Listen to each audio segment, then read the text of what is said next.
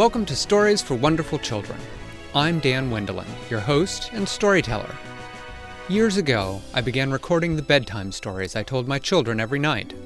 Now, we would like to share those stories with you. I hope you enjoy my Stories for Wonderful Children.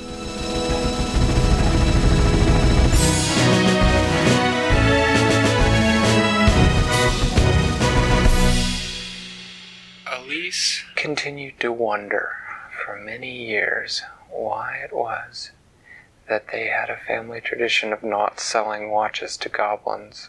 She and her father continued to faithfully keep that tradition of not selling watches to goblins, although they did continue to repair watches for goblins. And from time to time a goblin would come in with a watch that was broken for one thing or another, and they would repair it for him or her. The goblins always paid well in large gold coins, and so it was good business to have, as it helped them have the money to do things like expand their house and to get someone to help Elise's mommy do things around the house so that she could have time to help with the watchmaking and to help with other things that she enjoyed. But Elise always wondered. She always wondered why it was that they did not sell. I remember the last story about Elise. They're like, France was boring. We came home early. I'm glad you like that. She wondered for many years until about 3 years after our last story. Elise turned 18, and her daddy made an announcement.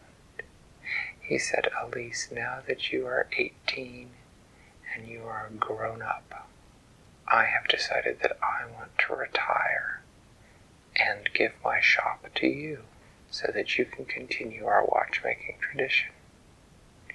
And so on her birthday, her daddy, after they had had cake and ice cream, and they had all sung songs, sung Happy Birthday and their other favorite songs, her daddy took her to the shop and he gave her 3 keys.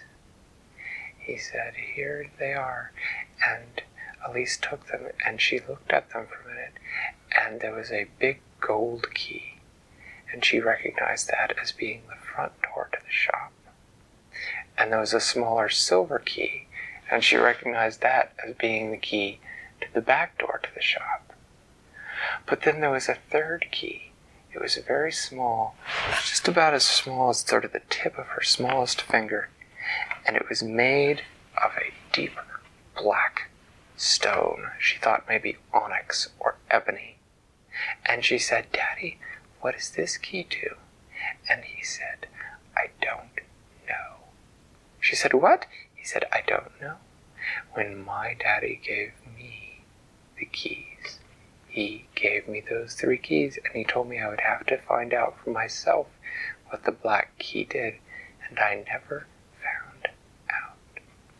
Well, Elise's daddy still intended to work watchmaking, but just when he felt like it. And he felt like the first week or so he was going to let Elise run the shop by herself, and he was just going to stop in whenever he was in the mood. Well, about 3 days after she took over working the shop, Elise was one day sitting at the counter when a bell on the door rang, ding, ding, ding, and she looked up and there was a little girl walking in. The little girl was about 8 years old, and she said that she had come to buy a watch and that she had birthday money, and she put her money out on the counter, and Elise counted it and said, "Well, I'll show you the watches you can buy with that money." And the little girl said, "I want a pink one." And Elise said, "Well, I think we might have one." She went out and got the tray of watches that were not real expensive. She showed them to the girl. There was a blue one, there was a pink one and a green one, and there was a gold one and a silver one. And the girl said, "I want the pink one." And Elise gave her the pink one, and then the little girl took it and left. Now Elise took the tray of watches back to the counter, but as she was getting ready to slide them in where they went, she noticed something odd. There, underneath where the tray had been that she had pulled out, there was a small hole. She looked at it for a minute, It was a hole that had sort of a round part and then sort of a little slot to it. She looked at it for a minute. She thought, you know, that looks an awful lot like a keyhole. She thought, I wonder. And she took out the black onyx key and she stuck it in the hole. And it turned. And when it turned, a secret compartment opened that had been hidden under the tray. Elise leaned her head forward and peered in. It was dark in there, but she thought she could see something glinting in the bottom of the hole. She reached in, and she reached all the way down to the bottom, and her fingers touched something. It was smooth and warm. She wrapped her hand around it and pulled it out, and she saw that it was an old-fashioned pocket watch. It was the most unusual and beautiful watch Elise had ever seen. It was entirely black, and as with all watches, there were 12 lines around the face of the watch. One time, today, me and Diana were reading a book, and there were things wrong in the book, and you had to figure it out. Uh-huh. And there was this page where the clock numbers were upside down. Oh, well, the thing that was weird about this watch is that there were no numbers on the watch. Instead, the 12 little things pointed to letters. The letters were J, F, M, A, M, J, J, A, S, O, N, and D. Elise looked at it for a minute. She thought, that is the strangest watch I've ever seen. As she stood there, she also noticed that the hands on the watch were hardly moving at all. She thought, it must be broken, or maybe it just needs wound. She looked for the little winding knob. She couldn't see it. She put the tray of watches down that she'd been holding and looked at it more carefully. She looked and noticed that the black watch had a hole in the side of it. As she looked at it, she realized that it looked familiar. It looked just like the hole in the secret compartment. She got out the black key and stuck it in the side of the watch. It fit perfectly. She twisted it just a tiny bit, and when she did, she heard the bell on the door ring. She looked up. A little girl was coming in. It was the same little girl. The little girl walked up and put her money on the table. She said, I got money for my birthday, and I want a pink watch. Elise said, but didn't I just sell you a pink watch? The little girl said, I've never been in here before. Elise looked down at the tray of watches. The pink watch was indeed back on the tray. She sold it to the girl again. She thought, what in the world? She looked down at the black watch. She thought, She twisted it to wind it up again. She twisted it a good long twist so that the hand on the watch went backwards. She twisted it, and she saw that suddenly her father was sitting there in the watch shop. He looked up. He said, Elise, where'd you come from? You just left to go help your mother. She said, Daddy, are you helping out today? He said, helping out? What are you talking about, Elise? She thought for a minute. She thought, this is very confusing. She said, Daddy, how old am I? He said, don't be silly, Elise. You're 16. She said, oh. She said, I'll be back in a bit, Daddy. She walked out of the watch shop.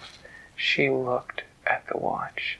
She went out to a field where no one else was around.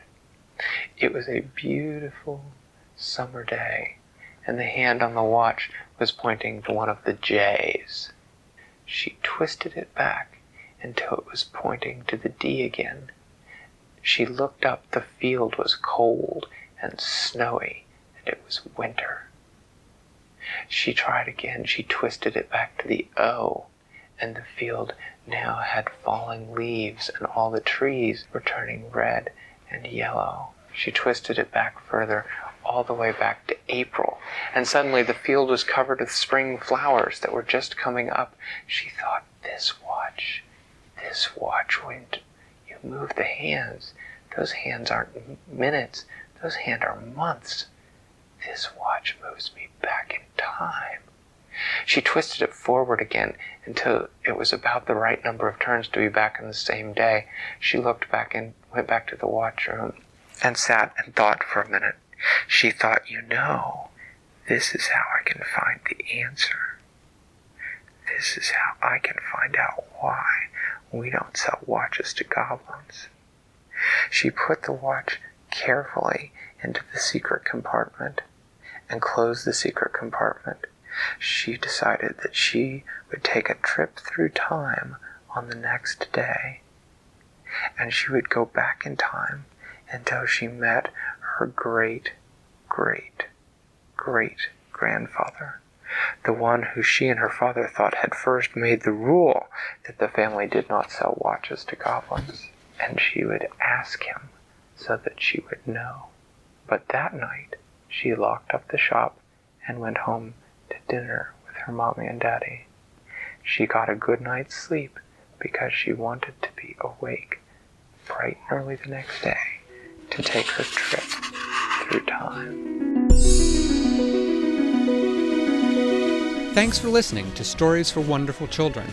I created today's story, but questions and witty commentary were supplied by my children. The music was created by Brandon Thompson. If you enjoy the show, please tell someone about it or leave a review on your podcast provider. Our website is storiesforwonderfulchildren.com, and you can also find us on most social media. I'm Dan Wendelin, reminding you to tell someone you love a story.